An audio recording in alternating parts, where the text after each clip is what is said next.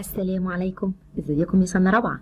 النهاردة هنراجع على الوحدة الأولى عن طريق أسئلة بنك المعرفة. مستعدين؟ Let's start concept 1 adaptation. What is adaptation? Adaptation, it is a characteristics that has changed over time to help living things survive and reproduce. عرفنا في المفهوم الأول التكيف، الادابتيشن دي خصائص مميزة بياخدها الكائن الحي على مدار الوقت، على مدار عمره، علشان يقدر يتعايش ويتكيف مع البيئة المحيطة. وكمان عرفنا إن الادابتيشن involve structural and behavioral adaptation.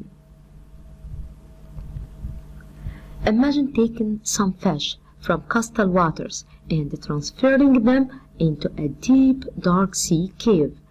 Which characteristics would the new fish be missing that other animals already living in the deep sea environment might exhibit as adaptations? Circle all the characteristics that apply. Sure, colorless skin, more efficient gills, poor eyesight, and great hunting abilities. لو احنا نقلنا السمك من منطقة المياه المفتوحة الكاستال واترز ووديناه على الأعماق الداركنس داخل أعماق البحر، ايه هي الادابتيشنز اللي هتكون موجودة في السمك لما ينتقل للمجتمع الجديد ده أو للمكان الجديد؟ ضلمة، يعني كمية نبات قليلة، يعني كمية أكسجين قليلة، يعني لازم يكون عنده efficient gills to absorb oxygen from the water. لازم يكون عنده الجلز دي مميزة وفعالة جدا عشان تمتص الأكسجين من المية. وكمان هنلاقي إن البور اي سايت الرؤية هتكون ضعيفة ويمكن تكون منعدمة كمان، فلازم يكون عنده قدرات تانية علشان يقدر يصطاد الفريسة ويقدر ياكل ويعيش. كمان هنلاقي إن الكالرلس سكان لأن المكان ضلمة فهو مش محتاج إن يكون فيه كالر أصلا في جسمه. Which would die if it didn't have the right adaptations for survival in its environment. ايه اللي هيحصل للكائنات الحية لو ما لقيتش التكيف المظبوط اللي تقدر تتعايش فيه مع البيئة؟ بس مين هنا اللي هيموت؟ احنا قلنا كائن حي، كائن حي يعني living organism، ومين هنا في الاختيارات living organism؟ sure an apple tree.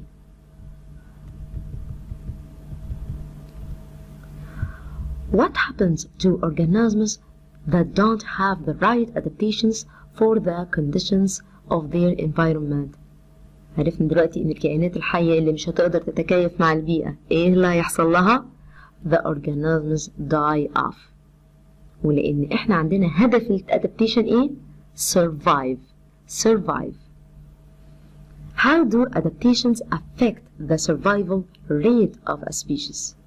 Sure, adaptations increase the survival rate of a species. عرفنا إن importance of adaptation to survive علشان الكائن الحي يفضل عايش أطول فترة ممكن. The growth of a plant is influenced by its adaptations to the weather conditions.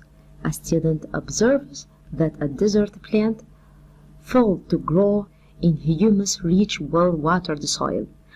The most likely reason for this is a desert plant survive in less water. هنلاقي هنا ان الجراس of plant influenced يعني هتلاقيه ان هو بيتأثر بالتكيف مع الويذر، مع الطقس ومع حالة البيئة. الديزرت بلانت ما قدرتش ان هي تنمو في البيئة الغنية بالمية. ده ليه؟ لان النبات الصحراوي بيتعايش فقط في البيئة اللي فيها مية قليلة، يعني less water، كمية مية قليلة. Antelope that live in wide open plains must adapt by using wide open plains، يعني أنا عندي هنا مراعي واسعة ومفتوحة، يعني الأنتلوب ده معرض للافتراس، علشان كده لازم يكون عنده adaptation إن هو يقدر يجري بسرعة من المفترسين. يعني لازم يكون عنده long legs which help them run fast علشان يقدر يجري بسرعة من المفترسين. Let's review on concept 2. خلينا بقى نراجع على المفهوم التاني. المفهوم التاني كان بيتكلم عن النيرفس سيستم. النيرفس سيستم اللي بتستقبل الإشارات والمعلومات من البيئة عن طريق السنس أورجنز، والبرين هو اللي بيعمل الريسبونس المناسب على حسب الإشارة اللي وصلت. Read the following scenario in which part of the event is your nervous system receiving a message. احنا عايزين نعرف دلوقتي امتى النيرفس سيستم هيستقبل الإشارة من البيئة، وعرفنا إن النيرفس سيستم بيستقبل الإشارة من البيئة عن طريق مين؟ السنس أورجنز. When you touch your finger to a cactus thorn. يبقى لما إيدك وصباعك يلمس الشوك بتاع نبات الصبار، يبقى احنا كده ودينا إشارة للنيرفس سيستم، وإيديك بسرعة اتحركت كرد فعل من البرين. يبقى أنا عندي بستلم الإشارة receiving a message from the sense organs. What are the two organs that make up the central nervous system? The central nervous system consists of the spinal cord and the brain. Azza suddenly woke up and smelled something burning. She crept down the stairs to see what was happening. She found her parents reading and sitting by the fireplace, which was burning wood. Why did Azza wake up? عزة كانت نايمة وشمت ريحة دخان، فصحيت بسرعة وجريت على تحت، لقيت باباها قاعد بيقرا وقاعد جنب المدخنة، فلقيت إن في ريحة خشب عمالة تطلع، ريحة الخشب وهو بيتحرق. يا ترى إيه اللي صح عزة؟ The smell of the fire sent a signal through her nerves to her brain and she woke up. يبقى احنا عندنا مين اللي استلم الإشارة؟ السنس أورجن، النوز استلمت إشارة بالريحة، الريحة دي وصلتها للبرين، والبرين اداها ريسبونس عشان تصحى بسرعة. Eyes squint instinctively to avoid light when bright light falls on them suddenly. Which two systems are involved in this process? Nervous and muscular system. انت دلوقتي لما تتعرض عينك لضوء قوي جدا، عينيك اتعرضت لكشاف، الكشاف ده متسلط على عينيك، ايه اللي انت هتعمله؟ هتقفل عينك بسرعة. قفلة عينك بسرعة دي جاية ليه؟ لان في 2 جهازين هما اللي اشتركوا مع بعض علشان يساعدوك على الموضوع ده، علشان تحمي عينك. النيرفس سيستم استقبل الاشارة الضوء عن طريق العين، والعين ادت اشارة للبرين عشان البرين تستجيب وتخلي عينك تقفل. طب الماسكولار سيستم يعني عضلة، والعين عندنا عضلة، وعشان كده الماسكولار سيستم هو اللي عمل عملية الانقباض دي لعينك، عضلات العين، علشان تقفلها بسرعة. On a hot summer day, Malik left the pool and began to climb a ladder to his tree house. He hurt his toes by pumping it on the ladder as he climbed into the tree house. How did Malik know that he had hurt his toes? The nerves in his hard toes sent a signal through his body to the brain. يبقى أنا إزاي عرف مالك إن هو اتعور في رجليه؟ مالك كان طالع على السلم عشان يوصل لبيت الشجرة، فصباعه اتخبط جامد في السلم، وهنا مالك حس بالألم. عرف إزاي إن صباعه اتعور؟ لما حس بالألم. طب وإمتى حصل ده؟ هنا لما النيرفس استلمت الإشارة من السنس أورجنز، الجلد، السكان، وبعد كده ادت الإشارة للبرين، والبرين ادى استجابة علشان تحرك رجليك بسرعة. Rami stopped suddenly on his bike because he heard a car speed by him. Which system received the external signal of hearing that enabled Rami to respond by stopping his bike? Sure, a nervous system. رامي وقف فجأة لما حس إن في عربية جاية بسرعة جنبيه. إيه اللي خلاه يقف الوقفة دي؟ النيرفس سيستم هو اللي ساعده، لأن هو استقبل إشارة عن طريق السنس أورجن، الأذن هنا سمعت صوت عربية جاي بسرعة. السنس أورجن هنا هيكون الأذن، سمع الإشارة واداها للبرين، والبرين ادى ريسبونس على طول خلاك تقف، خلى رامي هنا يقف. How is your nervous system like a pizza delivery restaurant? ازاي النيرفس سيستم بيشتغل عندنا زي بالظبط كده مطعم توصيل البيتزا؟ هنلاقي ان الاوردرز are sent out based upon the different messages that come in. مطعم توصيل البيتزا بيستقبل الاوردرات، والاوردرات دي بعد كده بتتعمل وبتتنفذ وبعد كده بتترسل لاصحابها. احنا عندنا النيرفس سيستم بيستلم الاشاره والرسائل من البيئه، وبعد كده الاوردر بيوصل والريسبونس على حسب الرساله اللي وصلت للبرين. زي ما شفنا في الامثله اللي فاتت، السنس اورجنز بتستلم الاشاره والمعلومات من البيئه، والبرين هو اللي بيعمل الاوردر او الريسبونس المناسب على حسب كل رساله. matches the sensory organ and sensory information. Sensory organ الhand, sure hand, heat from a hot stove. Eyes, light coming through an open window. The tongue, the bitter taste of lemon. Ears, loud noise blasting from car speakers. And the nose, a strong foul scent. هنا هنلاقي ان السنس اورجنز اللي بتستقبل الاشارات وبعد كده بتوصل للبرين عن طريق information، والانفورميشن ديت بيحصل لها ريسبونس على حسب الرسالة والامر اللي جه من البرين. يعني هنلاقي هنا ان الهاند احساس heat from hot stuff لما بتبعد ايدك بسرعة عن حاجة سخنة. الايز اللايت لما بيجي ضوء جامد على عينك بتقفل عينك بسرعة. التانج انت بتتذوق الطعم، اذا كان مر حلو يبقى ده هنا تانج اللسان. الايرز loud noise blasting from car speakers، انت هنا هتسمع اشارة عن طريق الصوت. and nose shrunk foul scent، لو انت في شميت ريحة كريهة هنا هتشمئز منها وهتبعد عن المكان. Put true or false about nervous system.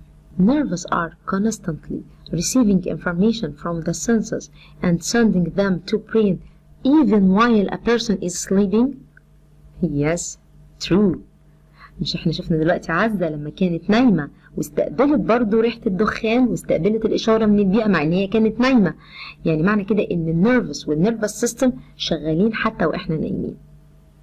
When a person steps on a sharp rock with their poor foot, their brain is the last organ to react to the information. False. دلوقتي انت لو رجليك اتعورت في حاجة خشنة، في حجر خشن، رجليك هتتعور. ايه هو اخر عضو هيتفاعل مع المعلومة دي؟ اكيد طبعا مش البرين، اكيد هتكون رجلك. Each sense organ in the nervous system works on its own independent from the brain when the brain is busy doing other jobs for the body. Sure, false. يعني بيقولك ان السنس اورجن ملهاش علاقة بالنيرفس سيستم؟ لا طبعا، هما الاتنين بيكملوا بعض. If someone were to burn their hand, the brain can store that memory so that it can tell them to move his or her hand the next time a hot surface is nearby. Yes, true. دلوقتي لو حد اتحرقت ايديه، اكيد عندنا هنا البرين بيخزن المواقف دي علشان يبقى عندك باك جراوند للحاجة ديت وللسنس ده وللانفورميشن دي، ولما تشوف قدامك اي حاجة سخنة بتبعد عنها. يعني انت مثلا لو قدامك حاجة سخنة وانت عارف ان دي سخنة، اكيد مش هتقرب منها. ليه؟ لانك انت اكيد جربت انك انت لما تلمس حاجة سخنة هتتلسع. Students in a classroom hear a tornado siren go off. Which of the following could be ways in which they respond? Read the selection and check the correct response. دلوقتي في طلبة كانوا قاعدين في الفصل وسمعوا صوت انذار، صفارة انذار ان في اعصار قادم. يا ترى ايه هو الريسبونس المظبوط اللي هيعملوه؟ The ears sense a loud sound causing the brain to send a message for their hands to cover the ears. Yes, true. انت دلوقتي ودنك هتسمع صوت قوي، صوت صفارة سرينة. ايه اللي هيحصل على طول؟ البرين هيستقبل الاشارة، والبرين هيدي ريسبونس علشان انت تحط ايدك على ودنك علشان تمنع انك انت تسمع اكتر من كده او الصوت يدخل في ودنك ويأذيك اكتر من كده. Their noses sense something that smell bad, causing the brain to send a message to students. Hands to pinch their noses. طبعا false، لان انا عندي حاسة الشم ملهاش علاقة بالموضوع ده، انا بستقبل صوت. The sirens send a message to the students' brain that causes them to remember a scary tornado event last year. It also signals their brain to send a message for the students to yell in alarm. طبعا true، لان هنا الطلبة هيفتكروا ويسترجعوا بقى الذاكرة ويقولوا ده السنة اللي فاتت كان حصل برضو السرينة ديت وكانت بتحذرنا من التورنيدو، وبكده الولاد هيبدأوا ان هم يصرخوا.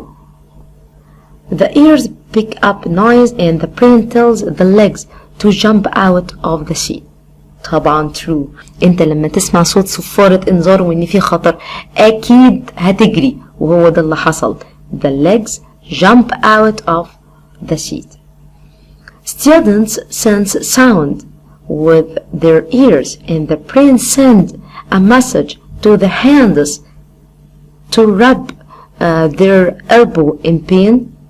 استقبلت صوت، يبقى ملهاش علاقة بالأي بين في دراعي أو في الكوع هنا، يبقى أكيد الريسبونس ده غلط، لأن الصوت ملهوش علاقة بالبين in elbow. How the information is processed by the brain. عايزين نعرف دلوقتي ازاي هيتم استلام الرسالة من السنس اورجان وتوصل للبرين، والبرين هيدي الريسبونس. تعالوا نشوف الترتيب ده ازاي. Information from the environment is received by a sense organ, and the nerves in the body connect the sense organs to the brain. The signals travel as electrical pulses from the organ to the nerves in the brain. And finally, the brain determines what to do with the information. هو ده بيكون الترتيب اللي احنا قلناه من البداية. السنس اورجانز هي اللي هتستقبل الانفورميشن، المعلومات من البيئة، وتوصلها للبرين عن طريق مين؟ النيرفس. والنيرفس هتودي الإشارة للبرين كأنها ايه؟ electrical pulses، ومضات كهربائية، والبرين هيدي الريسبونس وهيحدد الريسبونس المناسب على حسب المعلومة اللي وصلت. Let's review on concept 3. Light and sight.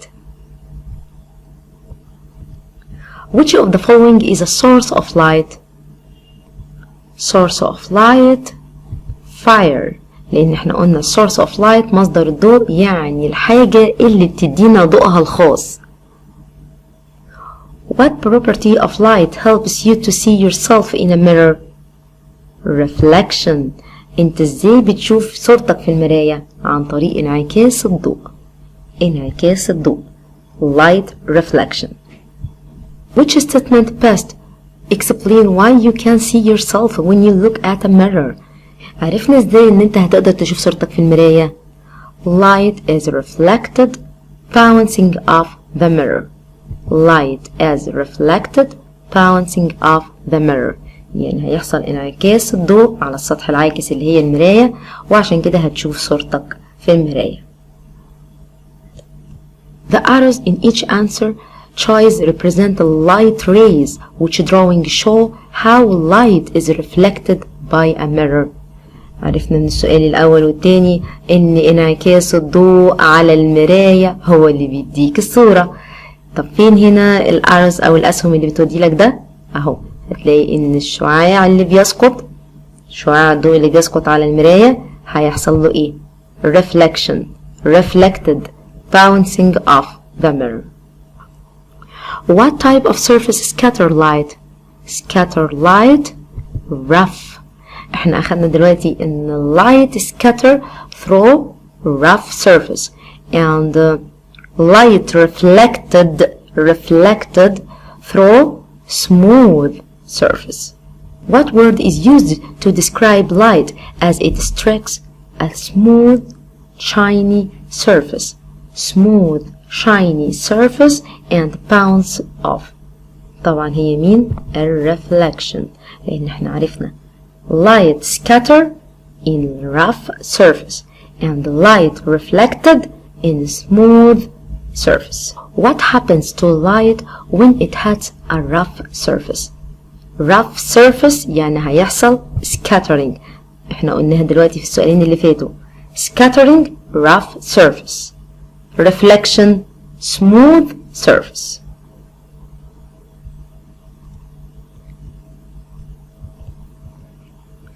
Salma visited a lake surrounded by mountains.